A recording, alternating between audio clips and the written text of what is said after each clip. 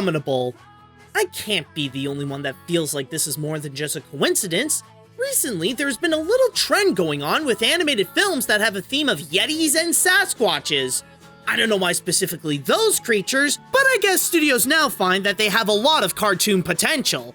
There was Warner Animation Group that did Smallfoot, where everyone knows it as the film where Zendaya was Michi. There was Laika that did Missing Link that nobody saw, which would make it one of 2019's hidden gems. And now there's DreamWorks Animation that did Abominable, where they're possibly going to treat Yetis the same way they treated dragons.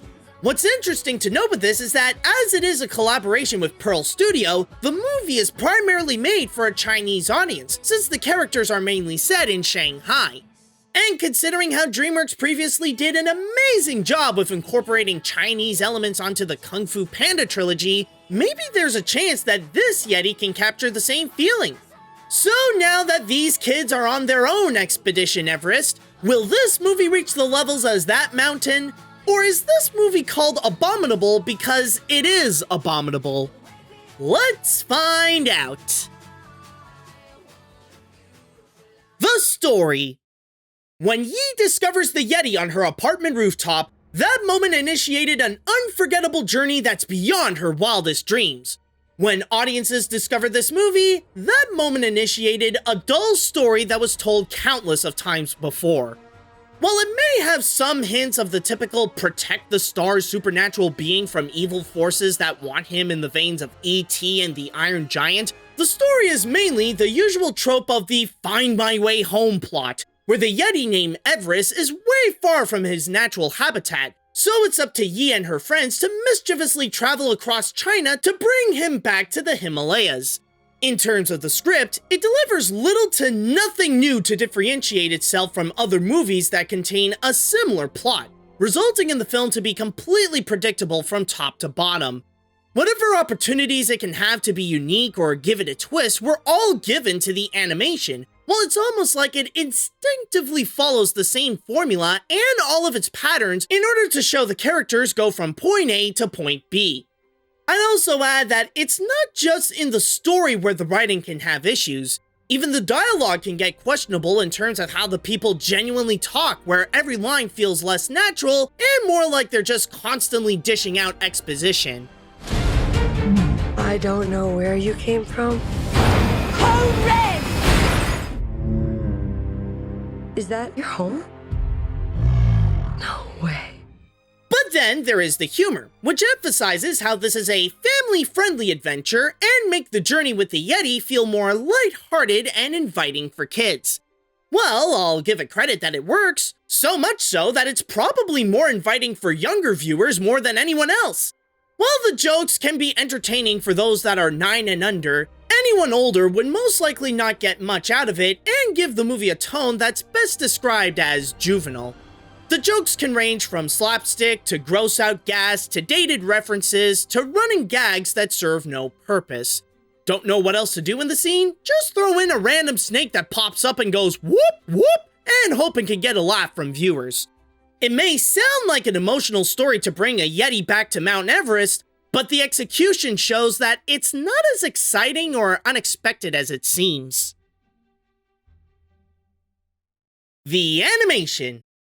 Well, if the writing isn't going to do anything to help this movie stand out, then it's up to the animation to do so. The best thing to say about this feature is that it does supply some strong animation. As I've stated before, it's possibly the only element that gives Abominable its own identity, and whenever it needs a moment to show what it has to offer that others don't, it's up to the visuals to speak for the picture.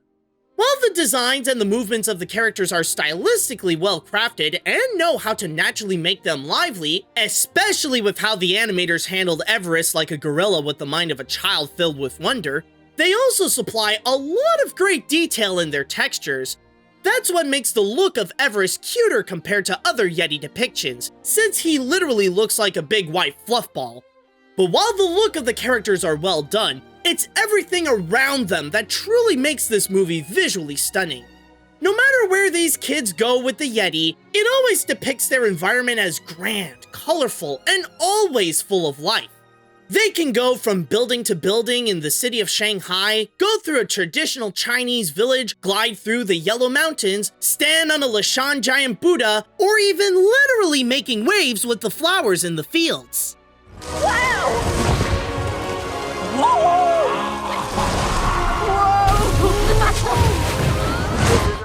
Which does remind me that there is one thing that is the true highlight of this movie, and possibly the animation's greatest achievement, the effects. Yes, it's true that this Yeti has some magic, and the feature takes advantage of his abilities to make them the film's highlights, where he can manipulate with nature to bring more action and wonder onto the scenes. It also brings out some beautiful visuals where the aura around Everest can be seen to bring out something extraordinary to help the protagonists on their adventure. Some could say that there's not much to gain from watching this movie. At least it does supply some great animation to make the experience worth something. The characters. The one question to ask regarding these characters is if they brought anything special to their journey. Okay, sure, they brought a magical Yeti, but what do they themselves bring to the feature? Unfortunately, even after seeing it myself, it's still hard for me to answer, as not only does this movie deliver a tiringly unoriginal story, but it also includes tiringly unoriginal characters that are easier to forget altogether than remembering any of their personalities. Starting with the first kid to discover the Yeti, Yi, I'll give her that she does add an emotional aspect with her deceased father, and her only connection with him is his violin, but other than that, she's just your typical determined protagonist whose sense of adventure often gets her in trouble. By her side includes her friends Pang, the basketball-obsessed comic relief, and Jin, the pessimistic diva that always responds to every event with, "But this is impossible!" and can be the butt of every joke. Blueberries? Run! I've got blueberries in places where blueberries should never be. Then you have the villains of the feature, consisting of Mr. Burnish, who wants to capture the Yeti with the help of zoologist Dr. Zena and his security team. Out of all the characters in this film, they are possibly the most cliched of the bunch because they are exactly the same type of bad guys that are usually found in these films. They're the big government/big company that's chasing the heroes to capture the supernatural creature for their own benefits, whether it be for money, for fame, or to just destroy it entirely. Granted, Burnish does have a bit of a twist later in the picture, but other than that, they checked off every box in that list of tropes. Which leaves us with the star Yeti himself, Everest. For a Yeti, he's actually just a kid, wide-eyed, playful, and fueled by his own innocence. Some could say he's the most memorable character because he's the supernatural creature that the movie focuses on. But like the animation, he has to carry most of the film with his amazing abilities and charm that delivers a fun-loving personality. While it may let audiences hang out with a cool Yeti, the only drawback to this is that they also have to be accompanied by a group of bland characters.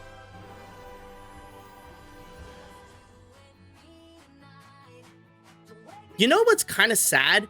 This had a lot of great potential that could have made this DreamWorks' next mythological themed franchise, like be the How to Train Your Dragon for Yetis. But unfortunately, it was directed to become just another forgettable kids flick. Abominable did have the right tools to make a great animated film, especially with the stunning and beautifully crafted animation, but it got heavily held back from unleashing its true magic due to the weak writing that delivered a predictably unoriginal story, childish jokes, and quickly forgettable characters. My recommendation for this film is that this would be worth a watch for those who want to travel to China. If you always wanted to see many of the Chinese landmarks in a magical way, more than just the Great Wall, then you might get more of an appreciation from this. Other than that, this can be served as just another 90-minute kid distractor. Well, DreamWorks finally got their animated Yeti movie. Now we just have to wonder who's next. Welcome to the Himalayas! Say, dude, have you ever asked Pixar for your own spin-off? No, don't worry. It's Lemon.